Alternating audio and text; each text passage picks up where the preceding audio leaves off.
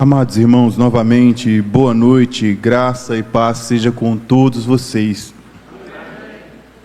Nós vamos meditar no Salmo de número 18, no versículo de número 30. Há um tempo atrás a gente meditou nesse Salmo, mas não foi nessa linha que a gente vai hoje. Vamos aprofundar em alguns outros temas.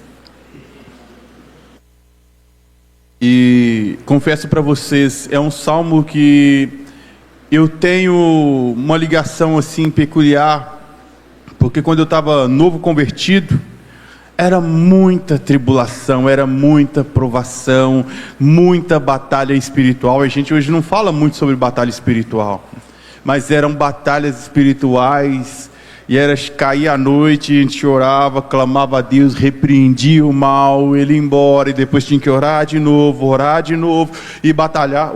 Fiz quase igual o pastor Cláudio, quase quebrei o negócio. E aí, a gente começava até quase perder as forças. Chegava uma hora que sentia mesmo fraqueza de lutar, batalhar, e começava a cansar. É só comigo? Não, né? Com todo mundo, né? Quando você luta, chega uma hora que você começa a ficar cansado. E aí a gente lia o Salmo 18 inteiro, é o 18 e o 45, se não me engano, é um salmo de guerra, e você declara que o Senhor dá vitória sobre o mal, sobre os inimigos, que o Senhor é o seu lugar forte, o Senhor é o seu lugar seguro, e declarando isso a gente é renovado. A força voltava, porque não era a minha força, era a força do Senhor. Então eu não podia contar com a minha força ou com o meu conhecimento, como eu não posso contar hoje. Eu só podia contar e só posso contar com o Senhor e sua graça, com sua maravilhosa palavra.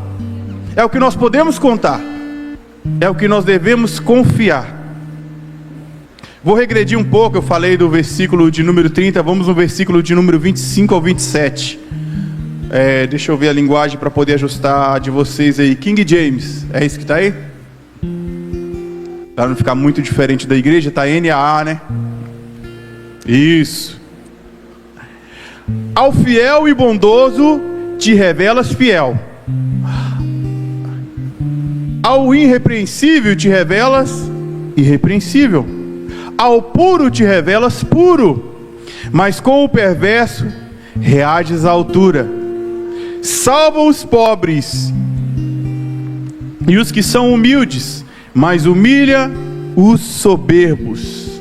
Aí verso 30, este é o Deus cujo caminho é perfeito, a palavra do Senhor é comprovadamente verdadeira.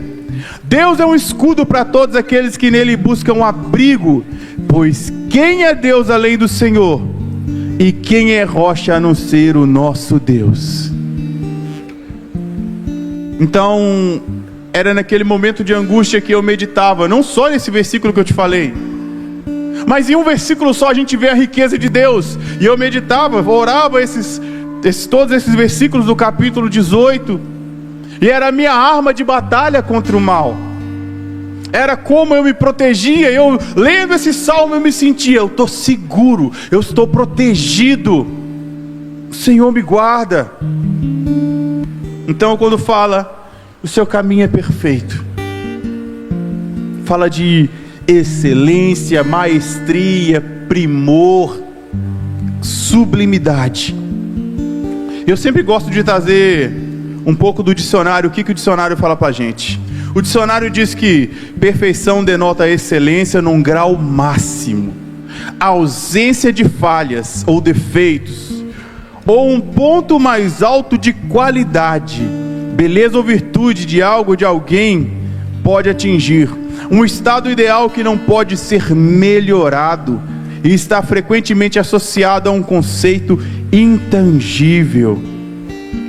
Então a gente fala desse Deus como esse é o Deus cujo caminho é perfeito, é excelente, cujo caminho é sublime, cujo caminho é maravilhoso, cujo caminho é incomparável. Não se pode contaminar, não se pode perverter, não se pode destruir. É perfeito, perfeito. Sabe quando a gente faz qualquer tipo de obra, e mesmo que não esteja perfeita, a gente se alegra. A gente se alegra. Quando você vai lá e no seu trabalho ou na sua casa faz uma atividade que demanda esforço, e você vê pronto e agradável, você celebra. Você se alegra. Eu, por exemplo, eu não sou pedreiro, mas meu pai é, e eu aprendi um pouco da profissão. E na minha casa em Minas eu levantei um pedaço do muro. Demorei umas 5 vezes mais do que um pedreiro normal faria, mas ficou certinho, ficou aprumadinho. Demorei para fazer, irmão, mas eu caprichei. Não ficou perfeito, mas eu olhava, até hoje quando eu olho na foto eu mostro às pessoas, olha aqui, ó, como é que tá bonito, olha, eu que fiz. A gente celebra e não está perfeito. Mas aí eu estou dizendo para você de um Deus que o caminho dele é muito acima da medida da qualidade que eu tenho. É a perfeição, não tem uma falha, não tem um erro, não tem uma mancha. Sabe, quando a gente pintou essa parede aqui, dessa vez, estava de noite. E a gente olhava para cima assim, a luz começava a ofuscar. E estava pintando de baixo com aquele extensor, então não dava para ver lá em cima. E hoje, se você olhar, às vezes tem uma coisinha ou outra assim, dá para ver. Não ficou perfeito, já ficou bonito, mas não ficou perfeito. E aí eu te digo, a obra desse Deus é perfeita. A obra dele é maravilhosa. Como o caminho de um homem é perfeito aos nossos olhos? Como o caminho de uma pessoa é perfeito para mim e para você? Como a gente mensura? Quando essa pessoa é honesta, quando essa pessoa é boa, quando essa pessoa é justa, quando ela é verdadeira e quando ela cumpre aquilo que ela promete fazer. E aí a gente acha, não, essa pessoa é uma pessoa que tem um caminho perfeito, ó, não tem mancha nele, não tem virtude, bom pagador, paga na data certa. Eu me lembro que quando eu comecei a minha vida profissional, ser um crente no trabalho era algo louvável, porque eles olhavam, não, isso aí trabalha direito, não chega atrasado, não faz 1h01 de almoço, ele faz 59 minutos, no máximo 1 hora, ele não perde tempo, ele não fica na rodinha. E era o que tinha de modelo de perfeição de funcionário, era um crente. Eu digo com tristeza, porque era. Hoje eles não querem mais.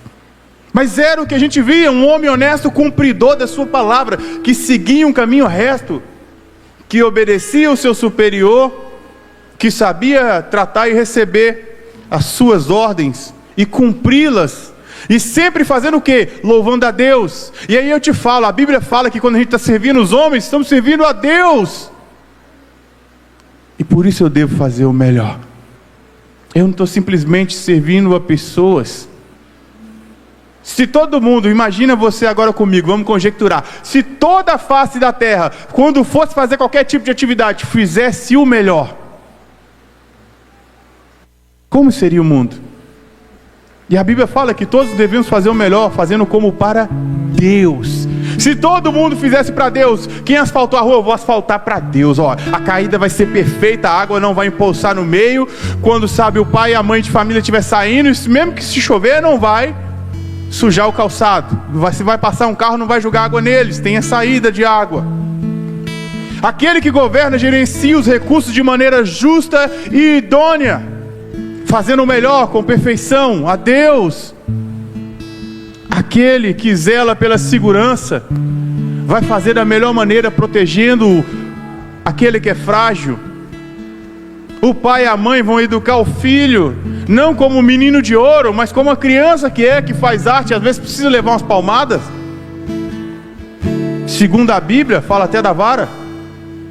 Então é tudo fazer o melhor, para aproximar dessa perfeição, do caminho perfeito desse Deus.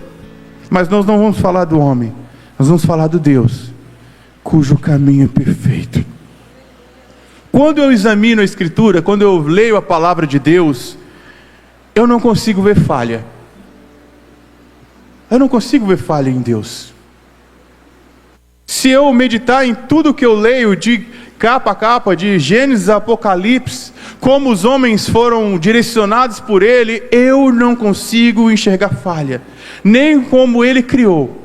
Eu, homem, sou falho, sim. Ele não. Tudo que Deus faz é perfeito.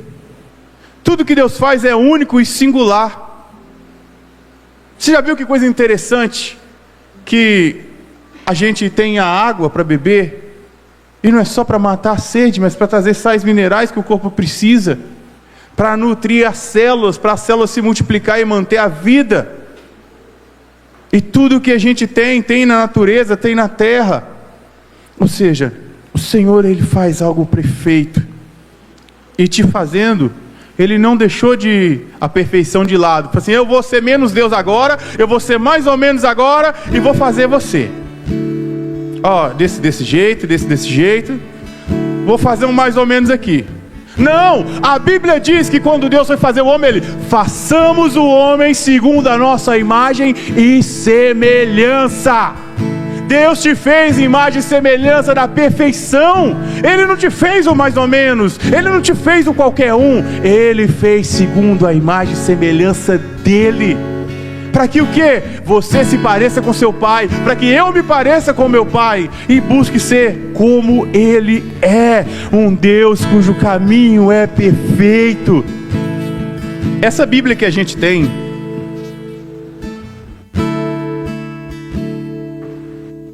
e que às vezes está impressa, às vezes é digital, como eu estou usando aqui agora, ela foi escrita por mais ou menos 40 autores, inspirados pelo Espírito Santo, incluindo reis, profetas, pescadores, homens simples, desde o mais alto grau até o mais humilde, mais ou menos 1500 a 1600 anos, pessoas que nem conviveram com outras, e mesmo assim ele descrevia na palavra de Deus algo que concordava com o seu conterrâneo ou com o seu distante, sem combinar nada.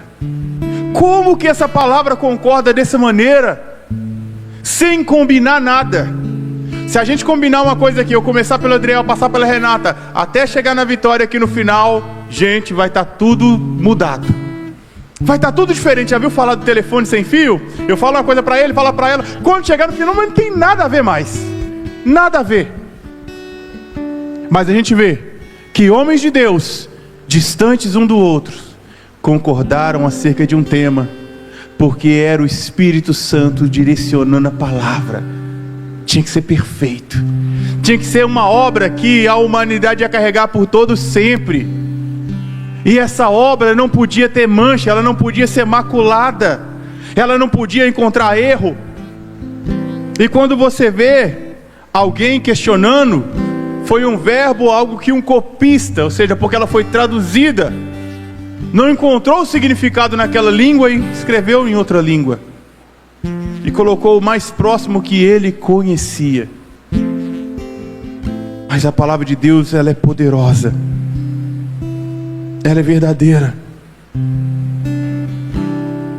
Então quando eu venho olhar para Deus como um Deus perfeito, eu preciso de conhecimento de Deus. E aqui quem escreveu esse salmo, a autoria, se não me engano, é Davi. E Davi era um homem de batalha, um homem de luta, um homem que em muitas ocasiões a vida dele estava por um fio. Você tem noção? Davi fingiu de louco, gente, uma vez. A Bíblia diz isso, conta isso, ele fingiu de louco, espumou pela boca. Imagina uma pessoa sã fingir que é louca, babar assim, espumar, fingiu de doidão, o rei Aquis olhou, esse cara é louco, não vamos fazer nada com ele não. E até nisso, Deus estava livrando a vida de Davi. Se Deus não é perfeito, não é? O maior inimigo dele. Já pensou o seu inimigo olhar para você e não poder te fazer mal? Eu gosto mais quando a gente fala ainda de Mardoqueu, isso é tremendo. Mardoqueu é tremendo, o inimigo dele, Deus fez o inimigo dele, pôr ele no cavalo do rei, na capa do rei, andar pela cidade e o honrar. Este é o Deus cujo caminho é perfeito, o Deus que faz o seu inimigo te honrar, porque ele é contigo, mas você precisa estar nele também. É fácil falar, né? Deus honra, Deus me honra, mas se eu não estiver nele, que parte eu tenho com ele? Se tiver um guarda-chuva e eu não estiver debaixo dele, eu vou me molhar. Então eu preciso estar inserido nesse Deus, ter uma vida com Ele. E Davi escreve esse salmo, ele tinha experiência das suas lutas, da perseguição de Saul, da luta contra os filisteus, da luta contra Gate. Era muita batalha. E aí chega um dia que ele vê, olha, em tudo que eu passei, em toda situação que eu vivi, o Senhor me livrou e me guardou e me protegeu. Nenhuma das suas palavras caiu por terra. Esse Deus é perfeito. Esse Deus é justo. Ele é único. Não há outro como Ele. Então, quando a gente olha para a humanidade, e tem um filme, sabe, um filme antigo aí, que chama O Todo-Poderoso, é com o ator Jim Carrey. E esse filme antigo relata sobre um homem com o poder de Deus. Quando ele recebe o poder de Deus, o que ele faz? Melhora tudo para ele. Ele dá para ele um melhor carro que tinha, mas tinha trânsito, então ele tira o trânsito para ele andar com o carrão dele. Ele dá o melhor emprego para ele. Ele melhora o relacionamento com a esposa, ele melhora o cachorro dele. Até o cachorro ele melhora. Mas quando ele orou para a humanidade, ele não respondia uma oração Ou seja, é um homem com o poder de Deus. Conjecturando. E nisso a gente vê como Deus é bom. Mesmo Ele sendo Deus, mesmo Ele sendo o Criador de tudo, a gente não pode atribuir maldade a Deus. O Senhor é bom. Ele nos ama, olha para você. Talvez a sua vida não foi tão errada como a minha, mas eu tenho que olhar para Ele e ver, Ele me ama, Ele me resgatou, Ele me tirou do reino das trevas. Então seria muito simples acabar com tudo, seria muito simples acabar com a humanidade. Embora Deus falou que ia fazer isso, mas eu acredito que Ele estava instigando Moisés, quando Ele falou que ia destruir tudo. E Moisés faz a oração mais ousada que eu vejo na Bíblia: Senhor, se o Senhor não pode perdoar eles, risca o meu nome do livro da vida. Que outra pessoa teria coragem de falar isso? E ele faz essa oração e Deus perdoa o povo. E a Bíblia diz que a oração do justo vale muito nos seus efeitos. Está vendo a oração de Moisés? Deus não falou: vou matar todo mundo, vai acabar tudo, eu faço um novo povo a partir de você, Moisés. Vou elevar o padrão. Senhor, não faça isso, que vão pensar os povos, que o Senhor tirou eles do Egito para matar todos eles. Perdoa. O Senhor fala: Moisés, eu não vou com vocês. Moisés de novo: Senhor, se o Senhor não for conosco, não me faz tirar o pé daqui. Eu não quero estar sem o Senhor, porque o Senhor é perfeito, porque o Senhor é bom, o Senhor é justo e maravilhoso. Então, Deus nos fez e a gente às vezes erra o caminho. E essa errada de caminho é o pecado. E o pecado fez com que Ele tivesse que pagar com sua própria vida. Hebreus 9, 22.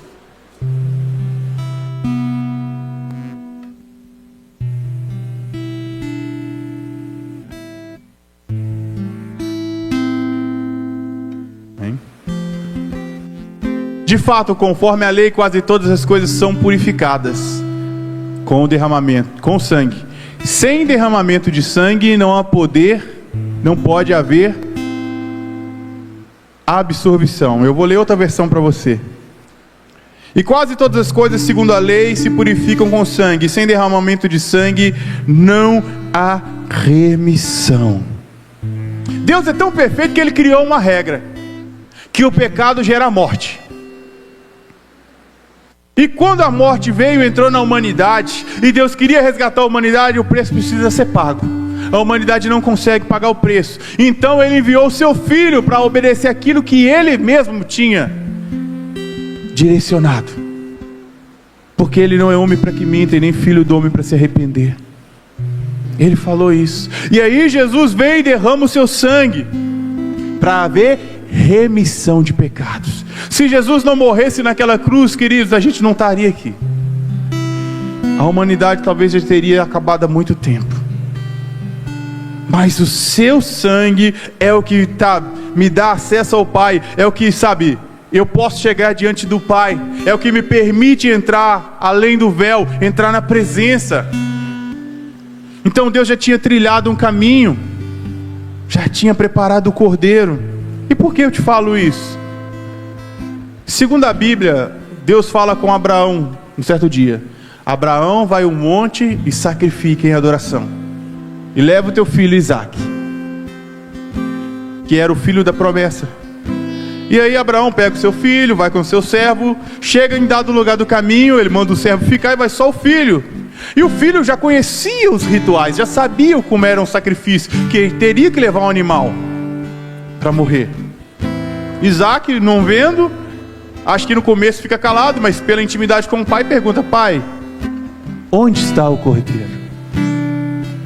Onde está o cordeiro, pai? E Abraão fala uma palavra profética: Deus proverá para si o cordeiro. Deus proverá. Então ele vai lá e disposto a dar o seu filho, a obedecer a Deus, com uma fé que a gente não vê igual. O anjo brada para ele não imolar a criança, o jovem. E aí aparece um cordeiro preso. E aquele cordeiro prefigura o Cristo, o Cordeiro de Deus que tira o pecado do mundo. Porque o caminho de Deus é perfeito. Lá atrás em Abraão ele já tinha prenunciado o que iria acontecer, que em sacrifício o merecimento era a morte de Isaque, mas o cordeiro tomou o seu lugar. Ou seja, seria possível um homem fazer tudo isso e depois de 2000 anos dar tudo certo? Não! Somente Deus podia fazer. Um plano e um projeto de Deus. E aí Deus faz uma promessa para Abraão: em ti serão benditas todas as famílias da terra. O que seria isso? Jesus vem da linhagem de Abraão. O Senhor Jesus é aquele que torna todas as famílias abençoadas. Todas as famílias da face da terra. É uma promessa de Deus.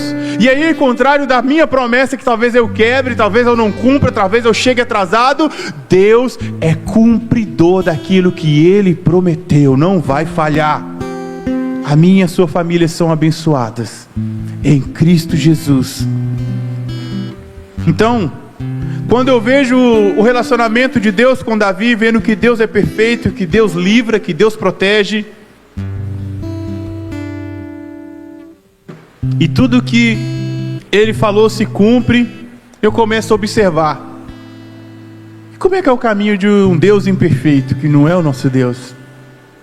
A Bíblia fala de alguns deuses que até o povo de Israel cultuou, e o seu relacionamento com os homens era um relacionamento de abuso.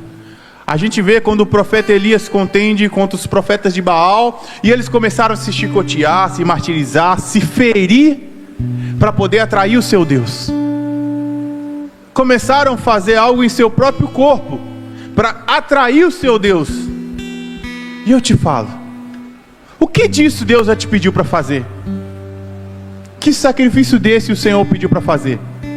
O sacrifício que Deus pede para mim e para você é no nosso coração, no nosso entendimento, é abandonar o pecado e ter uma vida reta, como Ele. É o sacrifício que Ele nos pede para fazer. Ele não pede para a gente, se ferir, se machucar. Mas quando a gente começa a estudar o relacionamento com os ídolos, eles se feriam, se machucavam. Há uma ocasião de sacrifício de crianças a Moloque. Imagina isso, sacrificar crianças para aplacar a ira de um Deus, para que Ele não fique furioso, e às vezes sem motivo. E o relacionamento das pessoas com esses deuses eram baseados em interesse próprio, só no próprio interesse. Ou seja, eu quero ter uma boa colheita, vou fazer uma oferta para esse Deus, e esqueço dele, é só dê oferta e boa colheita, e o problema dele para lá. A nossa relação com o nosso Deus é aquela onde nós pedimos paz sobre nações, que a gente não conhece uma pessoa, onde a gente pede cura para aqueles que não são nossos familiares, e a gente nem pergunta se a pessoa é de boa índole ou não é. Nós pedimos: Senhor, cura essa vida, cura essa pessoa. O seu ente querido está pedindo oração, salva e restaura a vida, gera um novo ser. O relacionamento que a gente tem com o nosso Deus, Às vezes a gente pede para a gente também, é claro. Tem os nossos pedidos que a gente pede para nós: casa melhor, carro melhor, roupa melhor, trabalho melhor, ganhar mais dinheiro. A gente pede. Mas nós não pedimos só por nós, nós clamamos pelos outros. O relacionamento com o nosso Deus nos leva a fazer o bem, a ser como Ele, seguir o caminho dEle. E aí quando eu olho para essas divindades, é totalmente voltada para o egoísmo. E é interessante que todas as vezes que essas divindades foram confrontar Deus, todas elas caíram por terra. Quando a gente vê Baal não pôde responder com fogo. Quando a gente vê Dagon, que colocaram a arca de Deus diante dele, a estátua caiu no chão. Eles levantaram ele, voltaram no outro dia, a estátua estava caída no chão e toda quebrada, porque de Deus não se zomba. Quando a gente vê as 10 deuses egípcios, todos eles foram envergonhados diante do Senhor. Cada praga envergonhava um deus. Ele controlava uma área do reino egípcio, e quando ele não tinha um controle, o Senhor controlava acima. Porque eles eram imperfeitos, são ídolos, são vãos e vazios. Mas o nosso Deus é vivo e justo. O nosso Deus, sabe, é como a gente leu no começo, que Ele é perfeito, que Ele é sublime, que Ele é excelente, e que tudo que Ele faz não é o acaso, não é o por acaso, não é o mais ou menos. Até nisso a gente vê, a gente deu o pecado e recebeu salvação, uma troca injusta, e aí Deus fez uma aliança inquebrável, inquebrável. Ninguém, eu não consigo te separar de Deus, os anjos não conseguem te separar de Deus, os demônios não conseguem te separar de Deus, nem os problemas, só você mesmo. É a única pessoa que consegue te afastar de Deus, é você mesmo. E mesmo assim você vai permitir, porque muitos queriam afastar, como Jonas, pegou um navio, eu vou para outro lugar, não vou para aqui, e Deus trouxe de volta. Você é meu, você é minha, nós somos dele.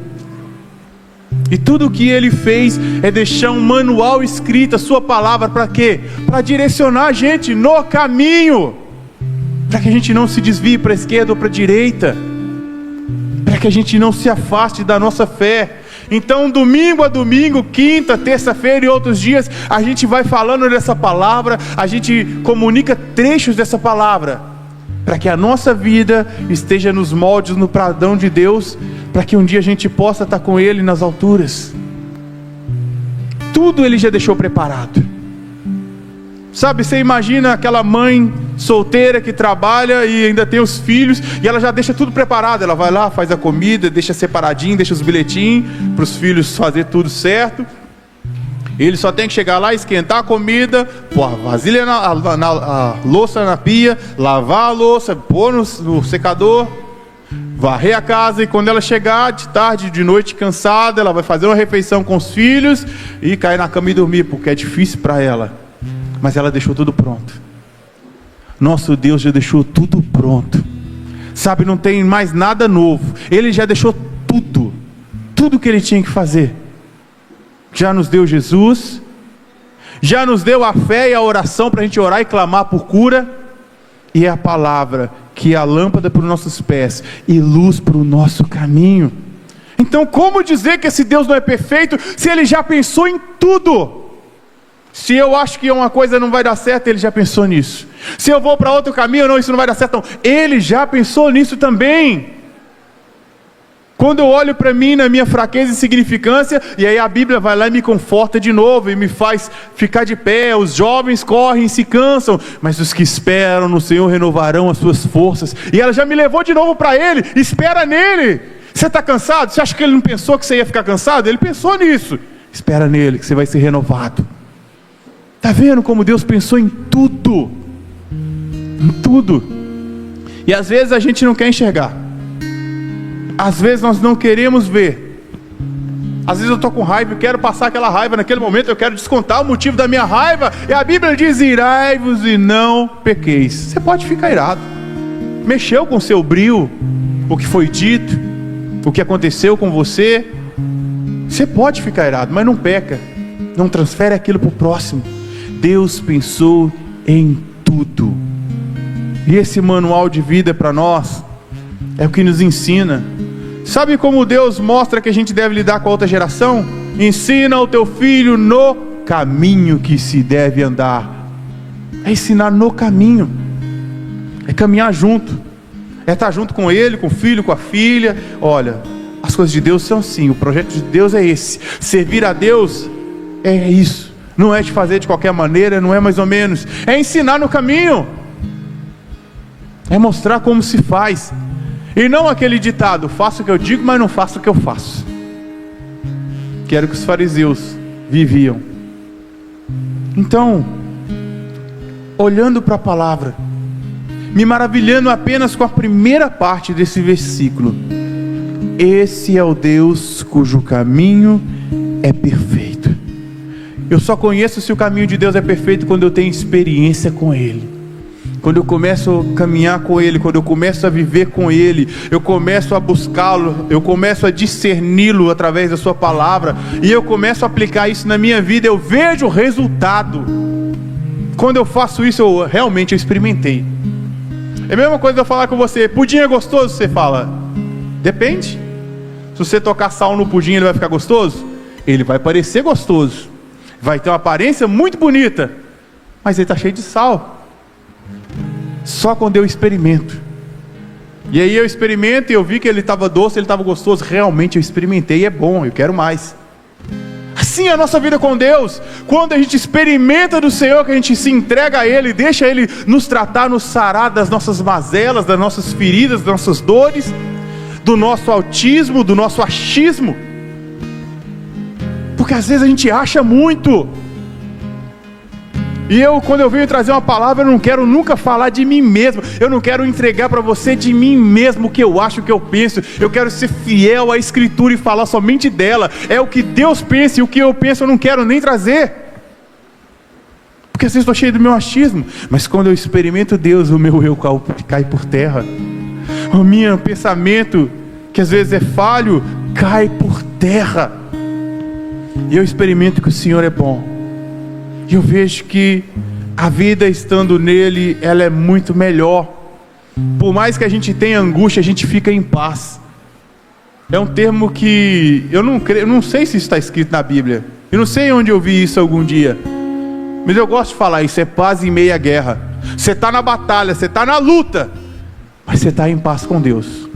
Acho que isso deve fluir de, ainda que eu ande pelo vale da sombra da morte, não temerei mal algum, pois a sua mão está comigo, seu cajado me consola.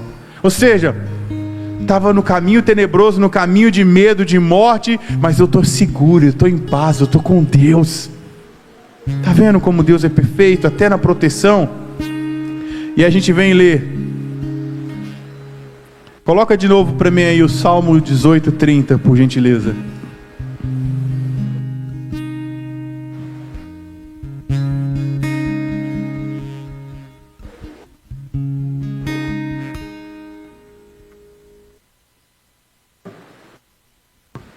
Este é o Deus cujo caminho é perfeito, a palavra do Senhor é comprovadamente verdadeira. Eu fui buscar de novo no dicionário. Eu gosto muito de ler isso para poder denotar sentido da palavra. Verdadeiro é genuíno, puro, sem mistura, que não sofreu alteração ou adultério ou corrupção. Autêntico, legítimo, próprio, é verdadeiro. E aí eu te digo, com essa palavra de Deus que a gente está falando aqui hoje, os homens buscavam salvação há 500 anos atrás. Os homens buscavam salvação há 1000 anos atrás, com a palavra de Deus. E aí quando você vê que há tanto tempo até hoje ela vem transformando, eu vejo que ela é comprovadamente verdadeira. Mas quando eu aplico ela na minha vida, aí eu vejo, realmente é verdade. É verdade. A experiência mais marcante que eu tive com a palavra foi uma ocasião, e eu já contei para vocês e vou contar de novo. Então quem já escutou, finge que é a primeira vez, tá? Não finge, só fica impressionado, é a primeira vez que ele conta isso. Mas eu me lembro, eu saindo e fui representar um homem de Deus, e eu peguei uma Bíblia emprestada, que a minha Bíblia estava tão surradinha que eu segurava na capa, a capa ficava na mão e a Bíblia caía. Ela estava descolada da capa. E dá uma vergonha daquilo, né? Na minha igreja não tinha problema, mas como eu ia numa reunião de pastores, a representar o meu pastor, e eu não era pastor, fiquei com vergonha. Seu pastor, me empresta uma Bíblia aí que a minha está soltando da capa. Ele foi e me deu uma lá na hora. Então, toma, Vantes, essa aqui. Sentei no altar e abri em João 1,12. Mas a todos quantos receberam, deu-lhes o poder de serem feitos filhos de Deus. Amém, só abri a Bíblia. Eu não sabia que naquele mesmo dia Deus tinha um propósito naquele versículo. E fui para aquela reunião, e fui lá e escutei o que tinha que ser escutado, participei daquela reunião, e na hora de ir embora, 2 jovens me abordaram, porque eu não parei para evangelizá-los. Eu não parei, andei na rua e pensei, nossa, eu vou evangelizar esses rapazes. 2 flanelinhas no meio do canteiro central. Eles me abordaram. Eles falaram, não, o pastor ali podia falar uma palavra para nós. Eu podia ir embora, caminho reto, não tinha sido ordenado pastor, então vamos embora, não é eu, é outro. Mas eu voltei, e que palavra que eu falei com eles? Mas a todos quantos receberam, deu-lhes o poder de serem feitos filhos de Deus. E orei com eles e eles oraram. Então por que eu estou visitando isso de novo? Porque a palavra do Senhor é verdadeiramente genuína. Foi a palavra que Ele entregou e a palavra que eu levei para outras pessoas. Eu falei alguma coisa? Eu preguei alguma coisa para eles? Não! O próprio Deus tinha a palavra pronta para aqueles 2 jovens. Eu não tive que fazer nada. Eu não fiz nada. Fui só o instrumento. Ou seja, a mensagem é maior do que o mensageiro. A mensagem é maior do que o mensageiro. E era a palavra de Deus para aqueles jovens. E aí eu vejo, é genuíno, é verdadeiro, porque aquela palavra de salvação o Senhor entregou, e aqueles jovens oraram e fecharam os olhos e aceitaram o Senhor Jesus como seu Salvador. Então toda vez que acontece um fato na minha vida, eu vou na palavra, eu vejo que ela é genuína. Quando eu estou inseguro, elevo os meus olhos para os montes. É um judeu que estava fazendo isso? Era em Jerusalém que estava fazendo isso? Era cercada de montes? Mas eu sei que o princípio é o mesmo. O meu Salvador, o meu Redentor. De onde me virá o socorro? O socorro vem do Senhor que fez os céus e a terra. E aí eu me sinto seguro e vejo que é genuína de novo essa palavra. Verdadeira. Jeremias 29:13 diz: E buscar-me-eis e me achareis quando me buscar de todo o vosso coração. É genuíno ou não é? Olha para mim aqui. Talvez alguns de vocês já devem ter passado uma situação de muito aperto, seja por medo ou seja por angústia. E aí eu quero que você se lembre da sua oração naquele momento. Como você orou? E como você ora quando você está felizão? Você está tranquilo, está em paz? E não precisa me responder qual oração você acha que te fazia aproximar mais de Deus. A Bíblia conta que tinha 2 homens orando, um em pé orava de si para si mesmo: Senhor, eu sou justo, dou o dízimo de tudo, e tudo faço conforme a tua palavra. E o outro prostrado em terra: Senhor, eu não sou digno de ti. E Jesus falou: qual deles foi ouvido? Aquele que clamou com todo o coração: buscar-me-eis e me achareis quando me buscardes de todo o vosso coração. Ou seja, eu entendo isso, que quando eu busco a Deus de todo o coração, eu o encontro. Quando as palavras da minha boca, sabe, não são como aquela canção que a gente cantou agora há pouco, palavras repetidas. Quando eu adoro a Deus, não é apenas música, eu o louvo, eu exalto a sua majestade. E aí eu vejo que a palavra dele é genuína, aquilo que está escrito realmente é verdade. E aí você pode entender isso. Tudo que a gente está falando, que eu estou falando com vocês, em apenas um versículo. Como a Bíblia é tão rica, como a palavra de Deus é tão poderosa. De apenas um versículo falando que Deus, que o seu caminho é perfeito, que a palavra do Senhor é comprovadamente genuína, que Ele é um escudo. Quem é Deus senão o Senhor? Quem é como o nosso Deus?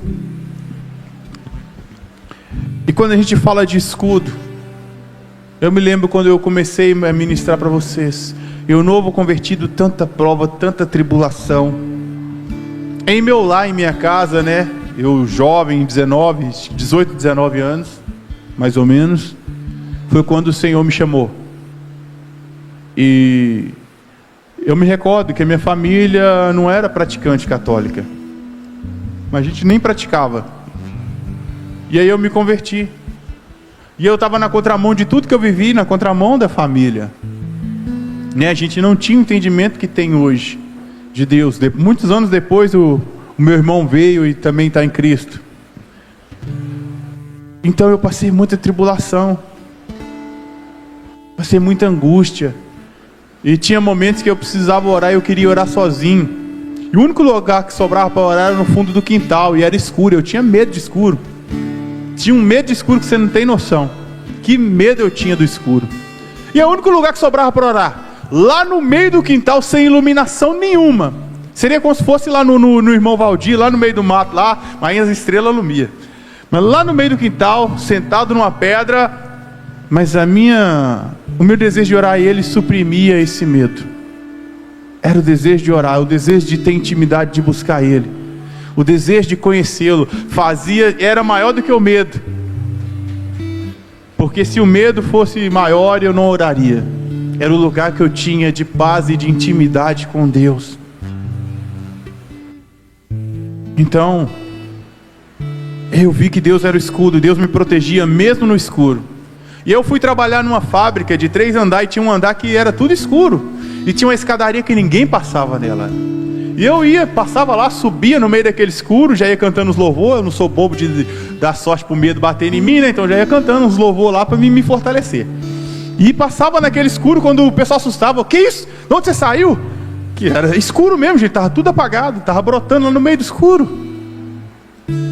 Antes disso, e eu me recordo, a gente entrava, tinha um carrinho quadrado de 1 por 1 e tinha que entrar dentro dele para pegar o plástico.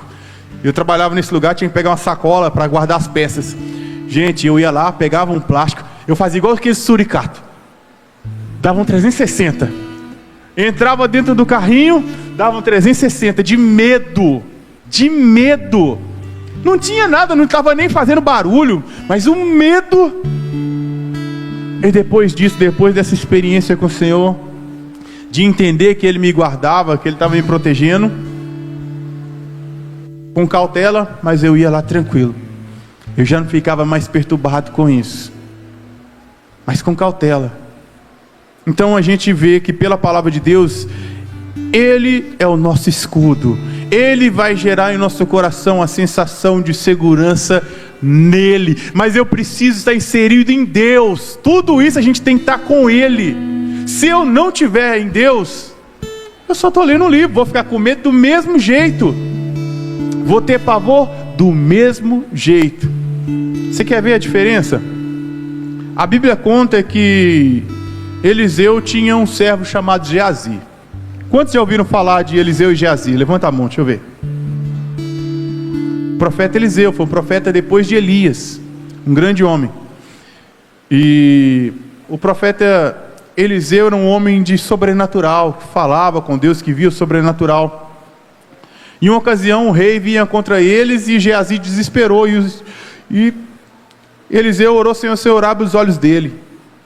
E aí ele viu que tinha carros e cavalos de fogo. E aí eu lembro que a gente fazia uma oração: eu e Deus somos maioria. Não porque eu estou batalhando contra pessoas, mas contra o mal.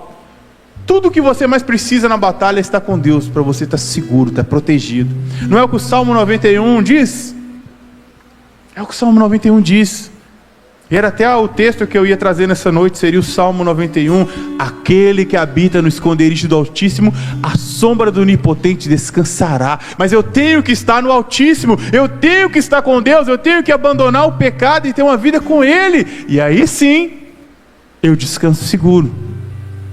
Sabe que Deus olha para mim e para você com distinção no meio da multidão. Em Isaías, e eu não me lembro o texto, depois vocês me lembrem, Diz: quando passares pelas águas, estas não te submergirão. Quando passares pelo fogo, este não te queimará. Não temas, eu sou contigo para te livrar. Está vendo confiança em Deus? E são tantos exemplos que a gente podia percorrer a Bíblia aqui para falar. São tantas pessoas que tiveram experiência, e eu e você também. São tantos livramentos.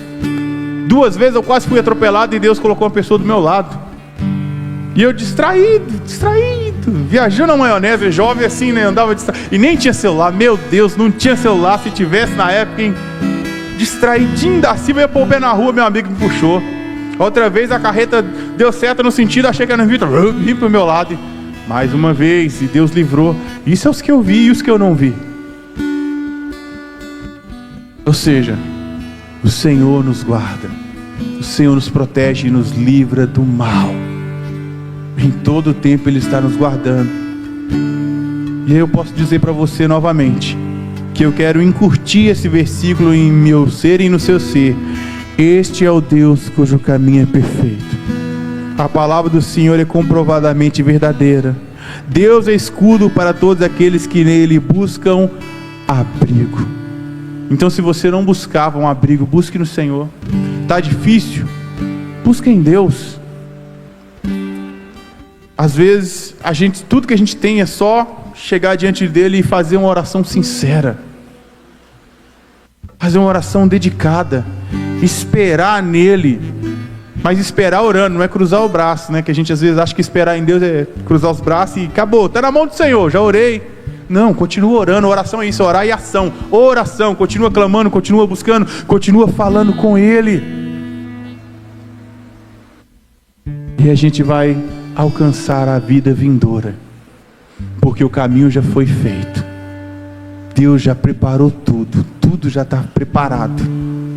Jesus já falou que Ele só vai ceiar novamente quando os crentes estiverem com Ele. Isso Ele prometeu para os apóstolos, que não ia beber do fruto da vide de novo, até que se cumprisse tudo. Já está tudo feito. Eu e você só temos que entregar a nossa vida a Ele. E aí nós vamos ver Ele como Ele é, e desfrutar da nova Jerusalém, desfrutar das doces bênçãos que Ele tem. Mas a gente olha para lá e vive aqui. A gente está olhando lá para frente. Não sabemos se a volta de Jesus vai ser daqui a 5 minutos, 10 anos ou 50. A gente não sabe. Mas a gente está se preparando agora. E a Bíblia diz que, no livro de 1 Pedro, se não me engano, que uns tomam Deus por tardio, mas Ele é longâmino, não querendo que ninguém se perca. Ou seja, Deus está alongando, querendo que todos venham ser salvos. Esse é o Deus perfeito, que não abandona nenhum dos seus filhos. Coloque sobre seus pés nessa hora. Vamos celebrar o Senhor com uma canção de adoração ao nome dEle. Vamos bendizê-lo, porque não há outro como o nosso Deus, perfeito, justo, santo.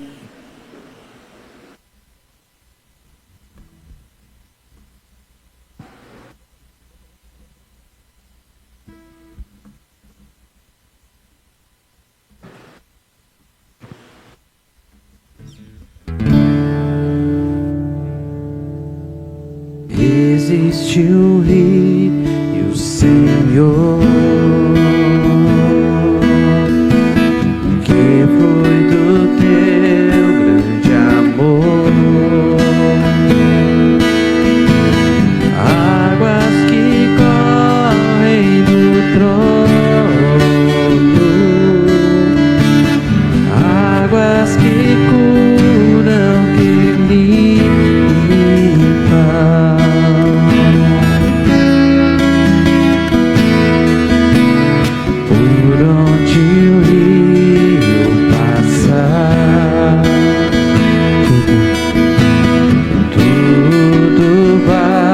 Transformar.